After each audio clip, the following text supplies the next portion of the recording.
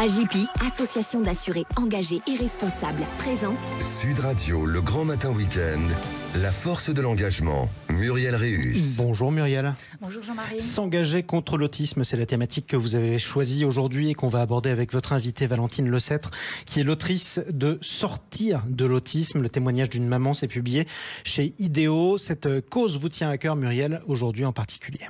Oui, en France, d'après la Haute Autorité de Santé, on compte 100 000 jeunes et 60 000 adultes autistes. Dans le monde, l'autisme touche une personne sur 160. Ces statistiques extrapolées suggèrent qu'en France, chaque année, environ 7 000 bébés pourraient être affectés par l'autisme et 875 000 à travers le globe. L'autisme, c'est un trouble qui se manifeste dès la petite enfance et qui, sans une aide appropriée, peut durer toute la vie. Les personnes autistes vivent les choses différemment. Les lumières trop vives, les sons trop forts ou un simple toucher peuvent les submerger, influencer leur comportement et conduire à une surcharge sensorielle. Un bébé qui ne babille pas à l'âge de 12 mois, un enfant qui ne parle pas à 18 mois, l'usage de mots sans but à 24 mois peuvent être des signaux d'alerte comme le manque d'intérêt pour les autres, l'absence de contact visuel, des activités restreintes, stéréotypées, répétitives, la résistance au changement, l'absence de flexibilité. Léo Kanner et Hans Asperger ont formalisé le diagnostic de l'autisme pour la première fois dans les années 40. À l'époque, les comportements associés étaient fréquemment mécompris, attribués à des carences émotionnelles ou à un environnement familial froid et distant. Depuis, et heureusement, ces idées reçues ont largement été remises en question. Aujourd'hui, l'autisme est reconnu comme un trouble neurodéveloppemental et le détecter et l'accompagner est un véritable travail d'équipe. Psychologues, psychiatres, neuropédiatres, orthophonistes, ergothérapeutes, psychomotriciens, une liste qui confirme la complexité du trouble du spectre de l'autisme unique pour chaque enfant. Alors avoir un enfant autiste est un défi considérable pour les parents et les familles. Identifier les signaux faibles, comprendre le trouble, communiquer avec son enfant, accéder et obtenir un diagnostic, chercher de l'aide, gérer les préoccupations financières, les impacts évidemment sur la vie familiale, se préoccuper de l'avenir et de l'autonomie future de l'enfant. Chaque personne sur le spectre de l'autisme, on ne le dit pas assez, trace son propre chemin avec ses hauts et ses bas, ses talents et ses défis. Certaines grandes figures historiques à qui l'on attribue des traits autistiques ont marqué l'histoire par leur génie. Van Gogh, Marie Curie, Mozart, Einstein, Edison. Mais ce qui importe vraiment, c'est que chaque personne autiste trouve sa place et son chemin dans notre société. Tous, sans exception, méritent le soutien et la reconnaissance nécessaires pour s'épanouir et vivre une vie enrichissante. Enrichissons-nous avec votre invitée Valentine Lecêtre, qu'on accueille avec plaisir. Bienvenue à vous sur Sud Radio, Valentine Lecêtre. Merci. Vous êtes l'autrice de ce livre Sortir de l'autisme, c'est publié chez Idéo. Bonjour Valentine. Je peux, Muriel, vous féliciter pour la façon dont vous avez synthétisé la situation, parce que je ne l'ai jamais entendu comme ça, avec vraiment tout le panel de ce que vivent les parents, et merci pour le résumé, parce que c'est vraiment ça qu'on vit. Mais bien, écoutez, ça me fait très plaisir, d'autant plus que vous êtes au cœur de cette problématique, de cette pathologie. Vous êtes la maman de Sacha, qui a aujourd'hui 9 ans.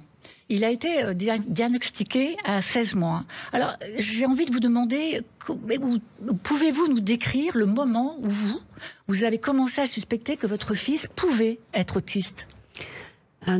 Directement, les premières semaines, à partir du moment où l'enfant qui ne nous voit pas porte un regard sur la mère à une certaine distance.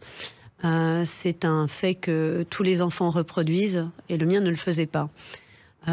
Et déjà, mon frère, qui avait 2 enfants, m'a signifié le fait que lui aussi trouvait qu'il avait un regard fuyant. Donc il y a eu plusieurs choses, et ensuite toutes les choses dont vous avez parlé avant se sont appliquées. Donc le toucher, la lumière, les sons bien entendu, et les situations qui n'avaient ni queue ni tête dans la façon dont il se comportait. On ne comprenait pas bien la manière dont il réfléchissait. Il y avait quelque chose qui était très différent, et ça devenait très très visible, on va dire à partir de ces 1 an, puisque à 1 an, on va dire que tous les enfants commencent à avoir plein de points communs, et le mien n'en faisait pas partie. Alors, quelle a été votre réaction quand vous avez découvert cela ? Comment avez-vous réagi, vous, votre famille, votre entourage ? Comment vous avez ressenti ce qui se passait ? Alors déjà, je dois dire que je dois être pas la seule dans ce cas-là. J'ai pas été diagnostiquée tout de suite par un pédiatre qui aurait dû m'alerter sur les signes et signaux. À la crèche, j'ai bien été les voir pour voir s'ils, eux, voyaient des signes. Ils n'en voyaient pas. Donc, lorsque j'ai prononcé moi-même le diagnostic un peu toute seule en disant, voilà, il doit être autiste, C'est là où on s'est intéressé, on a cherché les réponses. Et effectivement, avec un mot qu'on avait décelé, ça nous a donné un fil conducteur qui allait plus vite que les autres, qui sont tout à fait dans le noir. Et nous, dès qu'on a eu la liste de tous les pointeurs, on était vraiment dans ce circuit-là. Ensuite, il a fallu aller voir beaucoup de gens pour essayer d'avoir une confirmation de ce diagnostic. Il a été posé une première fois directement par quelqu'un à la CMP. Et ensuite, il a été reposé plein de fois par d'autres médecins. Tout au moment où, tout à la fin, j'ai été à l'hôpital pour avoir un diagnostic plus formel qui soit accepté. Parce qu'en fait, seulement les pédopsychiatres qui peuvent poser un vrai diagnostic qui soit valable et reconnu. Et là, on m'a dit qu'en fait, il était trop jeune, qu'il fallait revenir dans plusieurs années. Et là, je me suis dit, il y a vraiment un problème. Alors, en fait, ce que j'ai découvert dans ce livre, ce qui est très intéressant, c'est que d'abord, il y a cette première étape. Je me rends compte que mon enfant présente des signes qui doivent m'alerter parce qu'ils ne sont pas ceux de tous les enfants. Et donc, à ce moment-là, je décide de rentrer dans l'analyse et le diagnostic. Et cette difficulté d'obtenir un diagnostic, elle est quand même extrêmement étonnante. Aujourd'hui, à notre époque, avec le nombre de personnes présentant ce spectre aujourd'hui, comment vous l'analysez, cette difficulté du diagnostic ? Je pense que les corps de métier sont séparés. Donc, à moins d'aller dans un protocole simple qui est celui d'aller à l'hôpital et d'attendre déjà son tour, les 1 an qu'il faut attendre pour avoir le bon médecin, ensuite le bon pédopsychiatre, ensuite les bonnes analyses, tous les tests autour qu'on peut faire pour déceler si c'est pas autre chose que l'autisme. Parce qu'il n'y a pas de test pour l'autisme. Donc, on va chercher d'autres choses et ça prend du temps aussi. Donc, vous avez passé 1 an et demi dans ce circuit-là et c'est intolérable. Je pense qu'il y a d'autres choses à mettre en place. Il y a plein d'autres choses à mettre en place. Donc c'est intolérable parce que vous le dites très bien, le diagnostic précoce est essentiel. Essentiel.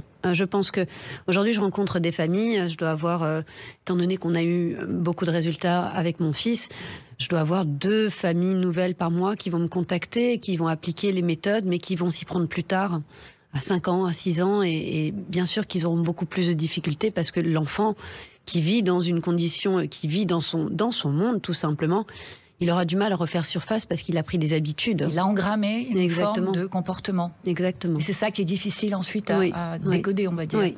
À désengrammer. Exactement. Alors les thérapies, on nous parle de thérapie aujourd'hui, on ne nous parle pas de médecine, on nous parle de thérapie. Elles sont nombreuses, françaises, américaines, et elles sont difficilement accessibles parce qu'elles ne sont pas répertoriées. Là aussi, c'est un peu un parcours du combattant. Vous dites, je ne fais pas la promotion d'une grande méthode souveraine, je recommande toutes. Alors pourquoi ? Parce qu'elles ont été efficaces à un moment donné dans l'évolution de votre fils ? Alors, pour reprendre au début, déjà, j'ai utilisé des méthodes qui ne sont pas conventionnées et qui ne sont pas reconnues par la HAS. Donc, j'ai même été sollicitée par la HAS qui m'a dit d'arrêter ce que je faisais. Je tiens à le signifier. Pourquoi ? Parce que aujourd'hui, on préconise d'autres méthodes, notamment ABA, qui est reconnue dans 80% du monde entier.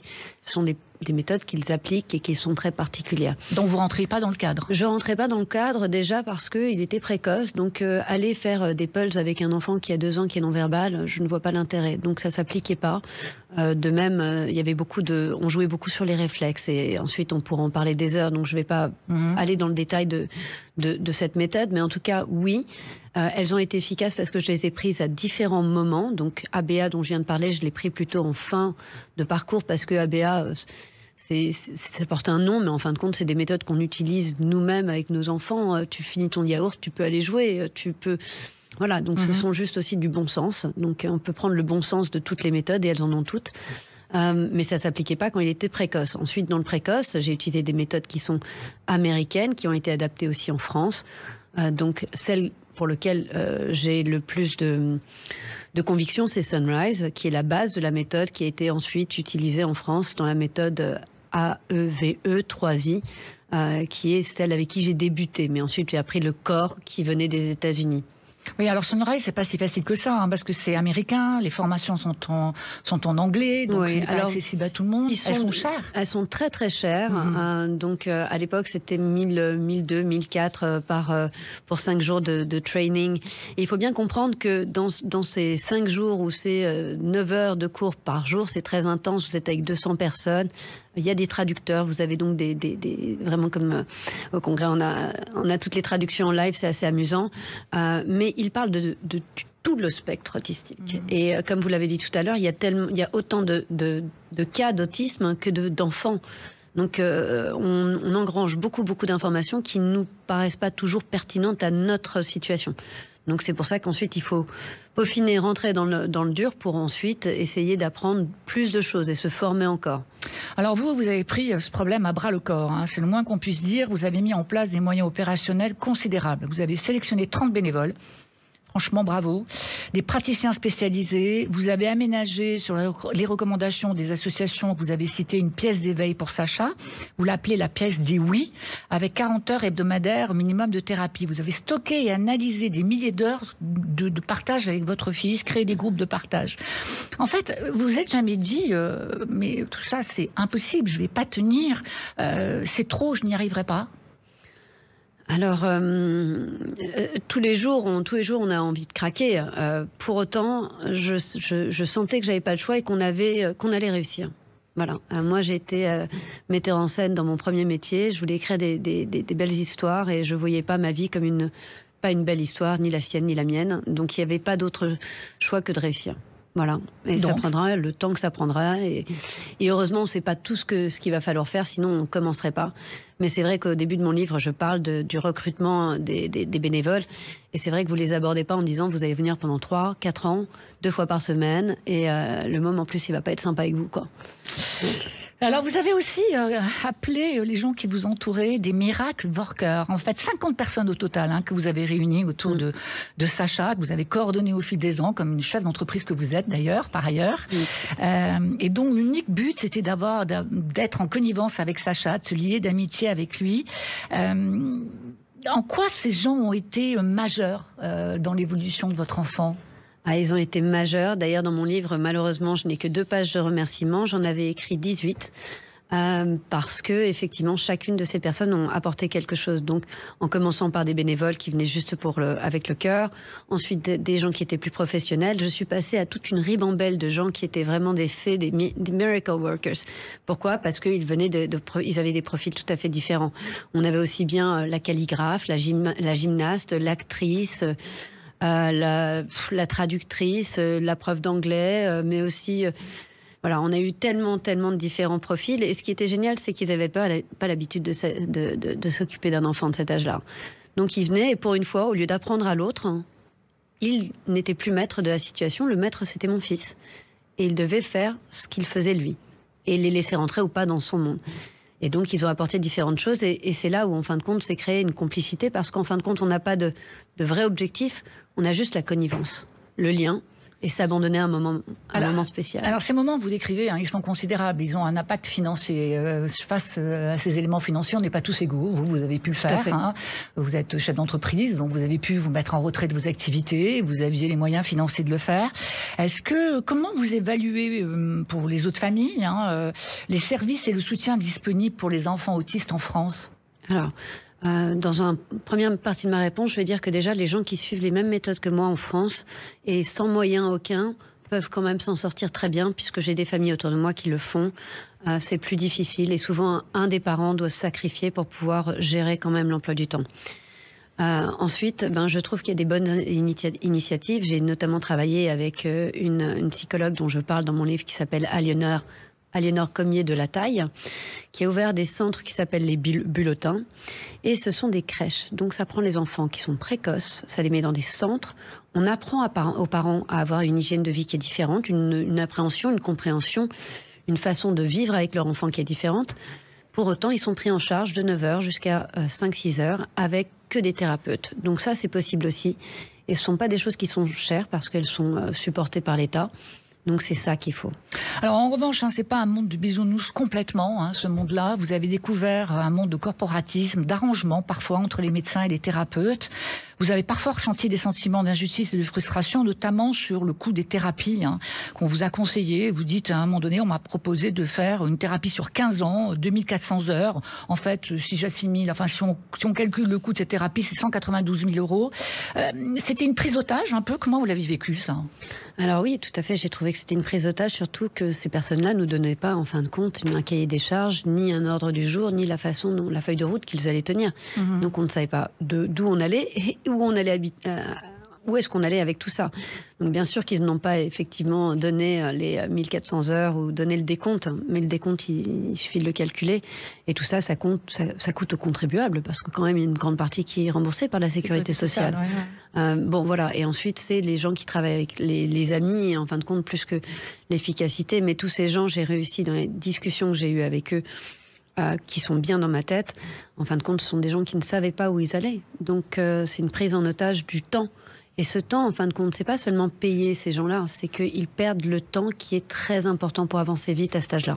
Alors, pour terminer cette conversation, est-ce que vous avez le sentiment que la recherche permet d'espérer des innovations technologiques qui permettront d'aller plus vite dans le diagnostic du spectre autisme? Vous avez parlé de quelque chose, d'une thérapie de l'iris. Je vais dire déjà qu'en France, on a l'habitude d'être pris par la main, d'aller voir un médecin qui va vous faire un protocole. Vous allez sortir avec vos petits médicaments et votre petite feuille de route et vous allez y aller. Ce qu'il y a, c'est que ça ne se passe pas comme ça, et c'est pour ça que ça marche mieux peut-être dans des pays où ça leur coûte plus cher, comme aux États-Unis, parce que vraiment, il y a les gens se mettent à travailler ensemble, collégialement, ce qui n'est pas le cas en France. Donc du coup, vous allez voir des gens, ça va vous prendre des mois pour avancer. On n'avance pas et ça coûte de l'argent.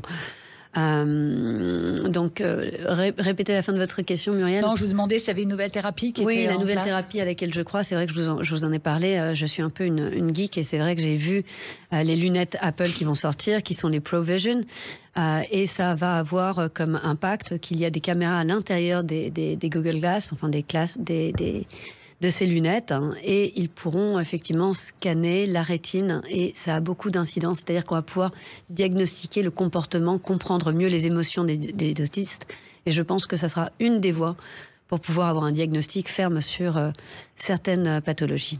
Merci Valentina. Pour toutes les personnes confrontées à l'autisme, je recommande Sortir de l'autisme de Valentine Lesette, le témoignage du maman, aux éditions Idéo. Et puis la question la plus importante, en un mot, comment il va, Sacha ? Super bien, il est solaire, il adore les gens et il a beaucoup d'amis. Il fallait terminer là-dessus. Merci beaucoup, Valentine Lesette. Merci à vous, Muriel Réus. On vous retrouve dimanche prochain pour un nouveau numéro de La Force de l'Engagement. Merci. Sud Radio, le grand matin week-end, La Force de l'Engagement, Muriel Réus. Avec AJP, association d'assurés engagés et responsables.